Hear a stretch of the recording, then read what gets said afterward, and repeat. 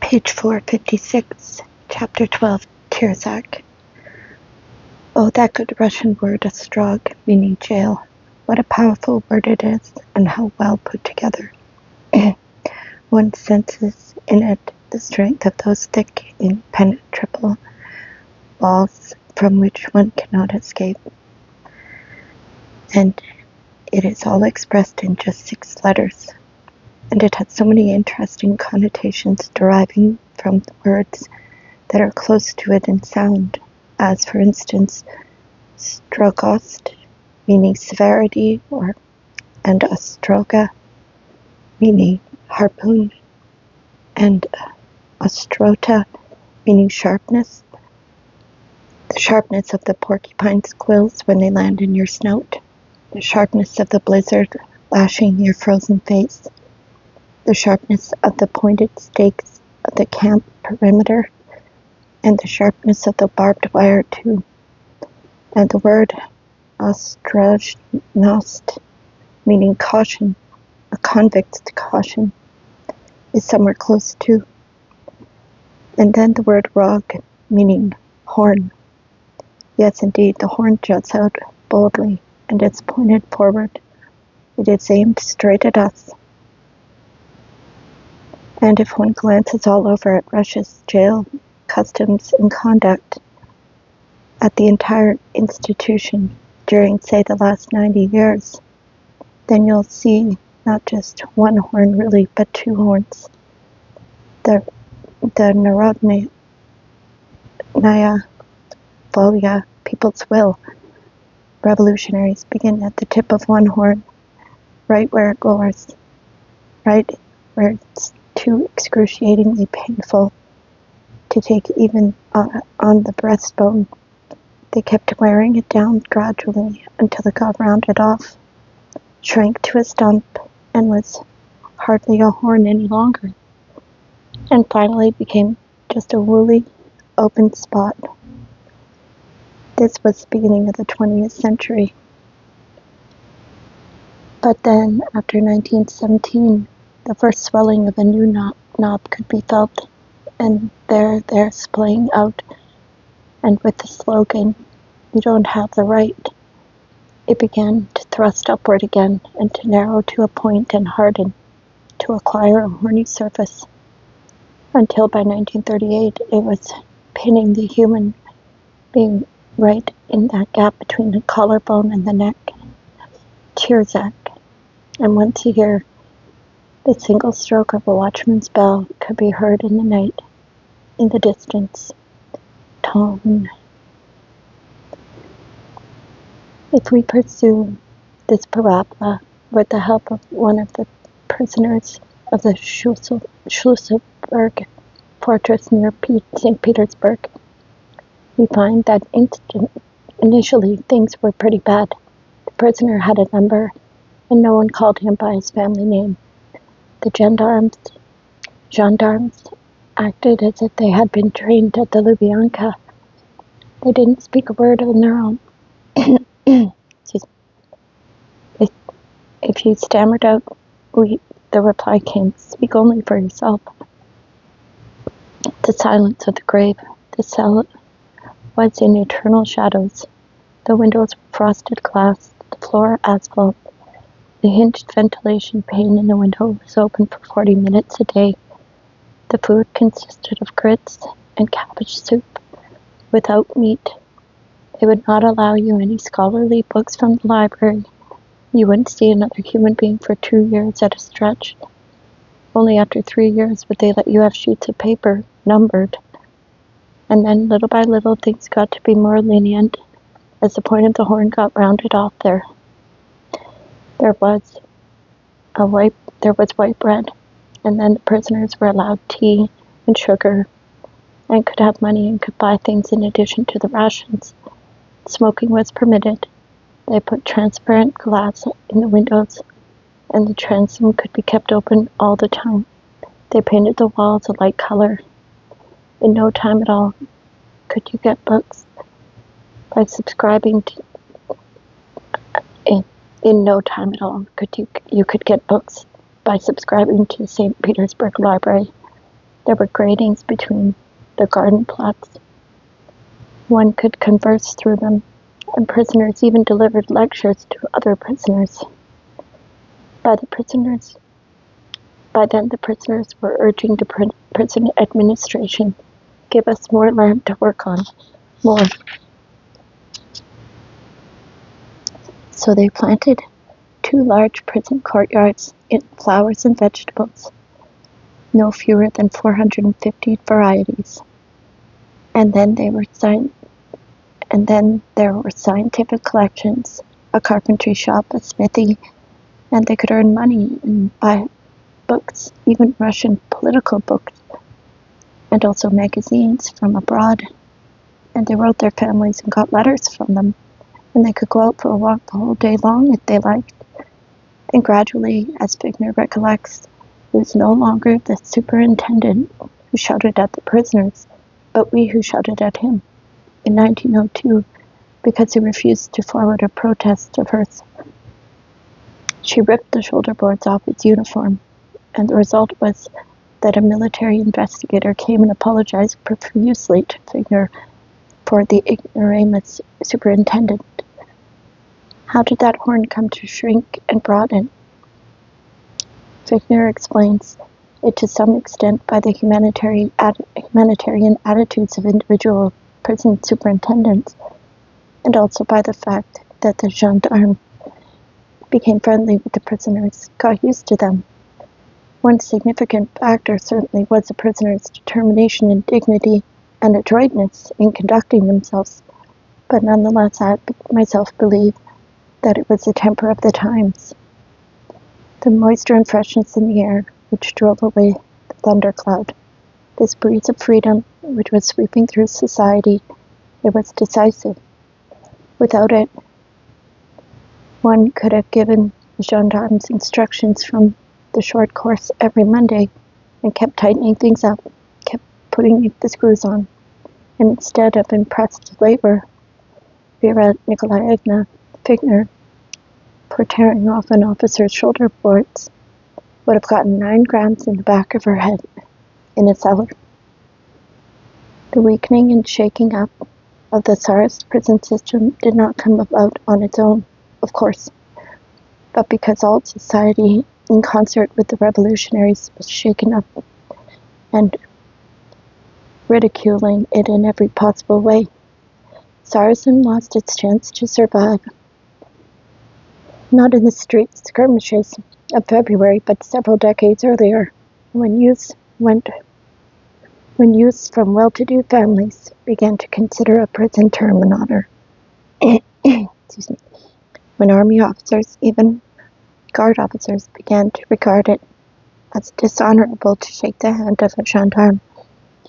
And the more the prison system weakened, the more clearly evident were the triumphant ethics of the political prisoners, and the more visibly did the members of the revolutionary parties realize their strength and regard their own laws as superior to those of the state. And that was how Russia of 1917 arrived, bearing 1918 on its shoulders. The reason we have proceeded immediately to 1918 is that the subject of our investigation does not permit us to dwell on 1917. In February 1917, all political prisons, but those used for interrogation and those in which sentences were served, and all hard labor prisons as well, were emptied. It's a wonder that all the jailers managed to get through the year. Perhaps to make ends meet, they simply set to work raising potatoes in their vegetable gardens. But from 1918 on, things began to get much better for them. At the Chapalnaya prison, they were still serving the new regime, even in 1928, and why not? In December 1917, it had already become clear that it was altogether impossible to do without prisons, that some people simply couldn't get left anywhere except behind bars. See Chapter 2 about, well, simply because There was no place for them in the new society. So it was that the new rulers managed to feel their way across the space between two horns and grope for the budding of the second horn. Of course, they proclaimed immediately that the horrors of the Tsar's prisons would not be repeated, that fatiguing correction would not be permitted, that there would be no compulsory silence in prison, no solitary confinement, no separating the prisoners from one another during outdoor walks, no marching in step in single file, not even any locked cells. Go ahead, dear guests, get together and talk as much as you like and complain about the Bolsheviks. And the attention of the new prison authorities was directed towards the combat readiness of the prison guards outside the walls and the takeover of the stock prisons inherited from the Tsar. This was one particular part of the machinery of state that did not have to be destroyed and rebuilt from its foundations, apparently. Fortunately, it turned out that the Civil War had not resulted in the destruction of all the principal central prisons and jails. What was really necessary, however, was to repudiate all those old, besmirched words. So now they called them political isolators, political detention centers, demonstrating with this phrase their view of the members of once revolutionary parties as political enemies, and stressing not the punitive role of the bars, but only the necessity of isolating, and only temporary, it appeared, these old-fashioned revolutionaries from the onward march of the new society. So that was how the arches of the old central prisons, evidently including the one in Ch.12, from the very beginning of the Civil War, came to receive socialist revolutionaries, social democrats, and anarchists. They all returned to prison with a consciousness of their rights as convicts and a long-established tradition of how to stand up for them. They accepted as their legal due a special political ration, conceded by the Tsar and confirmed by the Revolution, which included half a pack of cigarettes a day, purchases from the market, cottage cheese, milk, unrestricted walks outdoors during most hours of the day, being addressed with a formal personal pronoun by prison personnel, and not having to stand up when addressed by them. Confinement of husband and wife in the same cell, the right to have newspapers, magazines, books, writing materials, and personal articles, even including razors and scissors, sending and receiving letters 3 times a month, visits from relatives once a month, windows without bars, of course. At that time, the concept of the muzzle did not exist. Unrestricted visits from cell to cell, courtyards with greenery and lilacs for outdoor walks, the freedom to choose companions for outdoor walks and to toss small mailbags from one courtyard to another, and the dispatching of pregnant women from prison into exile 2 months before they were due to give birth. All this was just the Polit regime, the prison regimen for political prisoners. But the political prisoners of the 20s remembered well something even more important, self-government for political prisoners, and hence, even in prison, the sense of oneself as part of a whole, a member of a community, the self-government, the free election of spokesmen who represented all the interests of all the prisoners in negotiations with the prison administration, weakened the pressure on the individual because all shoulders bore it together, and it augmented each protest because all voices spoke as one. They undertook to defend all this, and the prison authorities undertook to take it all away from them. And a silent battle began in which no artillery shells were fired, and rifle shots only rarely, and the crash of broken glass wasn't audible even half a verst away. A mute struggle went on for vestiges of freedom, for vestiges of the right to have individual opinions, and it went on for almost 20 years, but no large, richly illustrated volumes described it have ever been published describing it. All in all, its ups and downs, its catalogue of victories and defeats are almost lost to us now, because after all, there is no written language in the archipelago, and oral communication is broken off when people die, and only random particles of that struggle have occasionally come down to us, illuminated by moonlight that is direct and indistinct. And since that time, we have grown so supercilious. We are familiar with tank battles, we know about nuclear explosions. What kind of struggle is it over the question of whether cells are kept locked or whether prisoners, to exercise their right to communicate, can openly spell out messages to each other by knocking on the walls, shout from window to window, drop notes from floor to floor on threads, and insist that at least the elected spokesmen of the various party factions be allowed to move freely among cells? What sort of a struggle is it when the chief of the Lubyanka goes into this cell, and the anarchist Anna G. in 1926, or the socialist revolutionary Katya O. Olitskaya, 1931, refuses to stand up when he enters, and that savage beast thought up a punishment for Katya, to deprive her of the right to go to the toilet. What kind of struggle was it when two girls, Shura and Vera, in 1925, in protest against the Lubyanka rule, intended to stifle personality, that conversations may be carried out only in whispers, sang loudly in their cell, only about lilacs in the spring, and thereupon the prison chief, the Latvian dukes, dragged them through the corridor to the toilet by their hair. Or when the students in a Stolypin car en route from Leningrad 1924 sang revolutionary songs, and the convoy thereupon deprived them of water. They yelled out, "A Tsarist convoy wouldn't have done that," and the convoy beat them. Or when the Socialist Revolutionary Kozlov at the transit prison in Kem loudly called the guards executioners, and because of that was dragged off and beaten. After all, we have gotten used to regarding as valor only valor in war, or the kind that's needed for flying to outer space, the kind which jangles with medals. We have forgotten another concept of valor, civil valor. And that's all our society needs. Just that.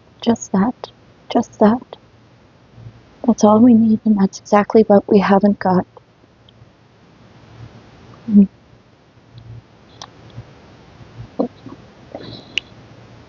In 1923, in Vyatka prison, the socialist revolutionary Strushjinsky and his comrades, how many there were, who they were, and what they were protesting against. Who were they and what were they protesting against? Barricaded themselves in a cell, poured kerosene all over all the mattresses, and incinerated themselves. Wow. Now that was an act altogether in the tradition of Schlüsselburg before the revolution, and not to go further, what an uproar such an act provoked then, before the revolution, and how all Russian society was aroused. But this time around, neither Vyatka knew about them, nor Moscow, nor history, and yet the human flesh crackled in the flames in the exact same way. That was the initial purpose of imprisonment on the Solovetsky Islands, nicknamed Solovki. It was such a good place, cut off from communication with the outside world for half a year at a time. You couldn't be heard from there no matter how loud you shouted, and you couldn't even burn yourself up for all anyone would know. In 1923, the imprisoned socialists were transported there from Petrominsk on the Onega Peninsula and split up among 3 isolated monasteries. Take Sabataevsky Monastery, consisting of the 2 buildings which had formerly been guest quarters for religious believers on pilgrimage. Part of the lake was included in the prison compound. In the early months, everything seemed to be all right. They had their special political regimen, several relatives succeeded in getting there for visits, and 3 spokesmen from 3 parties were wholly responsible for negotiating with the prison administration. And the monastery compound was a free zone. Inside it, prisoners could talk, think, and do as they pleased without hindrance. But even then, at the dawn of the archipelago, there were insistent, unpleasant latrine rumors, not yet so called, to the effect that the special political regimen was going to be liquidated. And in reality, having waited until the middle of December, until the White Sea was no longer navigable, with the consequent cutoff in all communication with the outside world, the chief of the Solovetsky camp, Iine, announced that new instructions had indeed been received regarding the regimen. They wouldn't, of course, take everything away, not by any means. They would cut down on correspondence, and then on something else too, and as most keenly felt, measure by the lot. From that day on, December 1923, the right to go in and out from prison buildings 24 hours a day would be curtailed, limited to daylight hours up to 6 p.m.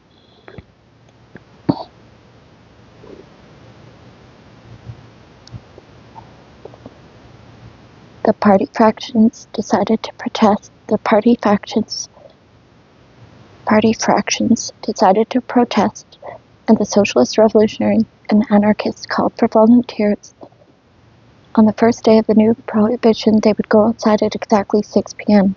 But it turned out Nogtiev, the chief of the Sabatievsky monastery prison, had such an itchy trigger finger that before the appointed hour of 6, and maybe their watches showed different times, after all, there was no checking it by radio in those days, the guards entered the compound with rifles and opened fire on the prisoners there, who were out of doors quite legally. 3 volleys killed 6 and critically wounded 3. The next day, Iine himself showed up. There had been an unfortunate misunderstanding.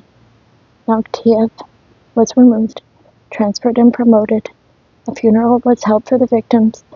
They sang in chorus across the Solovetsky wilderness. You fell a victim in a fateful fray.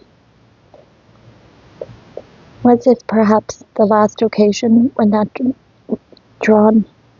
long drawn-out melody was permitted for newly dead victims?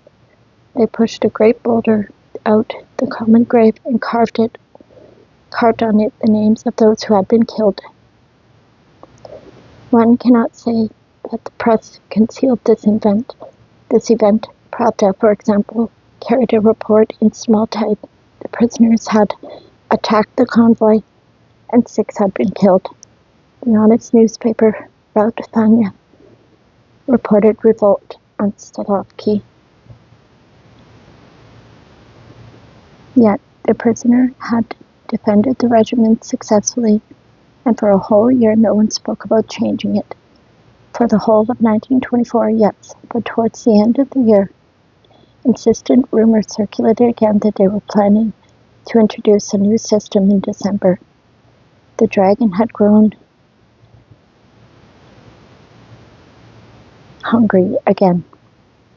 He wanted new victims, so even though the 3 monasteries in which the socialists were confined, Sabatievsky, Troitsky, and Myklamsky, were on separate islands, They managed by conspiratorial methods to reach an agreement that all the party fractions in all three monasteries would, on one and the same day, deliver an ultimatum to Moscow and the Solovki administrations. They must either be removed from the Solovetsky Islands before navigation stopped, or else the previous political regimen must be left unchanged. The ultimatum stipulated a time limit of 2 weeks, and then all three positions would go on a hunger strike. This kind of unity compelled attention. It wasn't the sort of thing you could allow to go in one ear and out the other. One day, before the time limit expired, Eichmann visited each monastery and announced that Moscow had refused, and on the appointed day a hunger strike began. Not a dry hunger strike, water was allowed. In all three monastery prisons, which were now unable to communicate with each other. In Savatievsky, in Savatievsky, about 200 people struck. Those who fell ill were exempted from striking. A doctor from among the prisoners examined the strikers every day. A collective hunger strike is always more difficult to carry out than an individual one. After all, the weakest, rather than the strongest of the strikers, can determine its outcome. The only point to a hunger strike is to carry it out with the implacable determination and in such a way that everyone knows everyone else involved personally and fully trusts them. Given various party fractions, given several hundred people, both disagreements and moral anguish on other people's behalf were inevitable. After 15 days, it was necessary to vote by secret ballot in the Savatievsky. One day I'll get that. The urn with the ballots was taken from room to room, whether to continue or to lift the hunger strike, and Moscow and Eichmann's waited them out. After all, they were well fed, and there wasn't a peep from the capital newspapers about the hunger strike, and there were no student protests. Meetings at Kazan Cathedral. Silence was already confidently shaping our history. The monasteries lifted the hunger strike.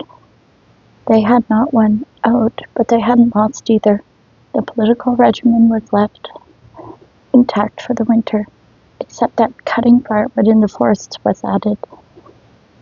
But that was logical enough, and in the spring of 1925, it looked as though the hunger strike had brought victory.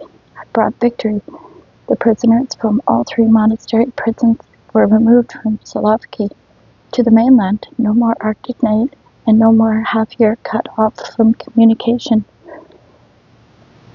But both the convoy and the rations en route were very harsh for that time, and soon they were all perfidiously tricked on the pretext that their spokesman would be more comfortable in the staff car. To storage and equipment, they were deprived of their leaders. The staff car was detached at Vyatka, and the spokesmen were taken to the Tyurzak isolator. Only at that point did it become clear that the hunger strike of the previous fall had failed. The strong and influential spokesman had been taken away so as to tighten up on the rest. Yagoda and Katanin personally directed the incarcerations of the former Solovki Islands prisoners in the long-standing, but until then unused buildings of the Barknia Uralsk isolator, which they thus opened in the spring of 1925 under Chief Duper. It was destined to be a particular bugbear to prisoners for many decades ahead.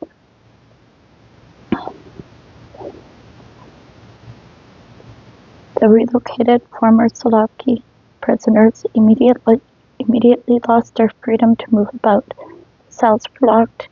They succeeded in electing spokesmen nonetheless, but the spokesman didn't have the right to go from cell to cell. The unlimited circulation between cells of money, personal articles, and books, which had existed earlier, was now forbidden.